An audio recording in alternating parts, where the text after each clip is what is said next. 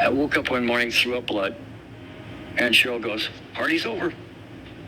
And I was in an institute, to stop. And you know what? After 2 days, I felt great.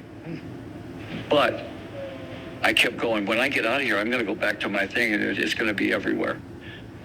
I came out of there, never once had a fallback, never fell back on alcohol, never fell back on drugs.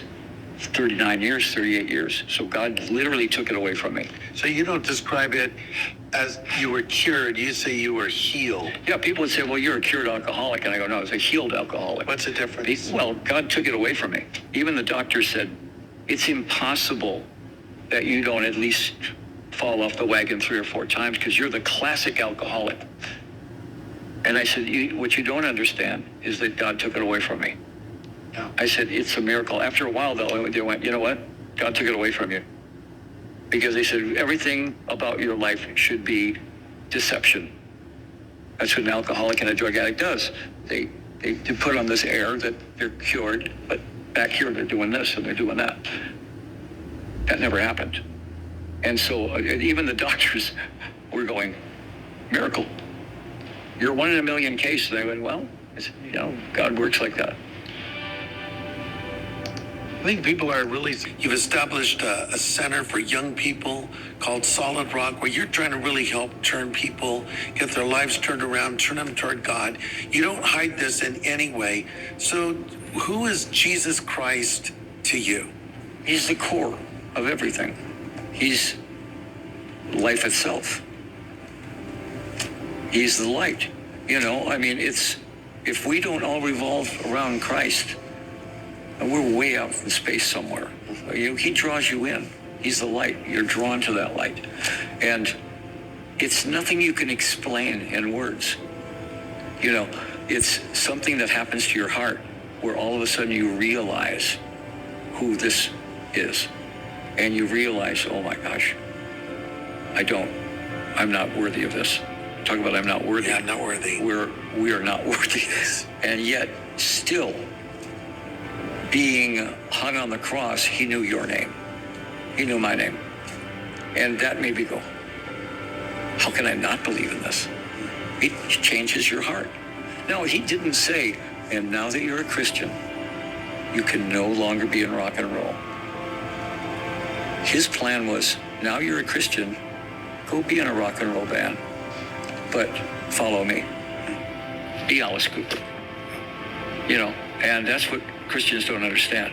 I can be Alice Cooper, and I can't tell you how many emails I get saying, that song you wrote, Hey Stupid? Yeah. Changed my life.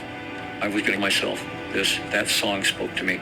Some of the songs that don't make any sense at all, they go, I turned to Christ because of that song. And I go, that song? What? It spoke to them differently. It said something differently. So now, when I write, I always try to have some lyric pointing towards Christ. At one point, we did an album called Brutal Planet and Dragon Town. And what it was talking about was, it was a heavy metal album. This is so cool, man. It's right.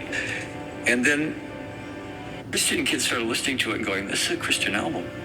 It's talking about how this is a brutal planet. And Dragon Town is the result of it. If you get one shot, you don't get another chance. If you end up in Dragon Town, there's no way out. But Brutal Planet's pointing out all the things that point to Christ. The horrible things, but the things also that point to Christ. That album and The Last Temptation, which was another album about that, it was written sort of like Something Wicked This Way Comes. The circus comes to town, the kid goes to the circus, and they try everything to get him to join the circus. Right? And at the end, he doesn't. Right? They were being sold in Christian bookstores. And my record company couldn't figure out why. They're going, why are we selling records in Christian bookstores? Because it was Christian albums. 2 or 3 of my songs were used like in choirs, a song like I Am Made of You, Salvation. There's on these stories, a murder mystery, but there's a song called Salvation, how the murderer is going, is there any chance for salvation? Well, that's the song that So you did all these horrible things, but yeah, there is a chance for salvation.